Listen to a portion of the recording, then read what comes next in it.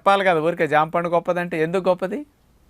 ఇందులో ఎవ్వరు మోసం చేయడానికి జామకాయకి లేదండి అసలు. అన్ని కలుషితమైనవి, ఒక జామకాయ కలుషితం కాలేదు.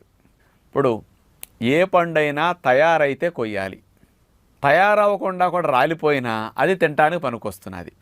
నిమ్మ పండు గాలికి రాలింది, నిమ్మకాయ రాలిపోయింది, దాని కార్బైడ్ వేస్తే ముగ్గుతుంది, నిమ్మరసం పిండుకోవడానికి మళ్ళీ మార్కెట్కి లేత పిందులు పెడితే కొండవు, అందుకని దాని కార్బైడ్ వేస్తే రంగు వచ్చేస్తుంది, పైన కొనేస్తాడు. మామిడికాయలు గాలి వాళ్ళకి రాలిపోయినాయి, మామిడికాయ కార్బైడ్ వేస్తాడు, ముగ్గిన పండులా కనపడుతుంది, సేల్ అయిపోతుంది. అరటికాయ ఇంకొక రోజులు, నెల 15 రోజులు ఉంటే కానీ చెట్టును తయారు కాదు, కానీ ఈలోపు గాలికి ఇరిగిపోయింది చెట్టు, ఆ అరటికాయలను కోసుకొచ్చి కార్బైడ్ వేసి అమ్మేస్తాడు, అంతే. బత్తాయిలు అంతే, కమలాలు అంతే, కార్బైడ్ వేస్తే రంగు వచ్చేస్తాయండి. ఇప్పుడు ముసలోళ్ళు కూడా నెత్తికి రంగు వేస్తే కుర్రోళ్ళు అవ్వట్లేదా?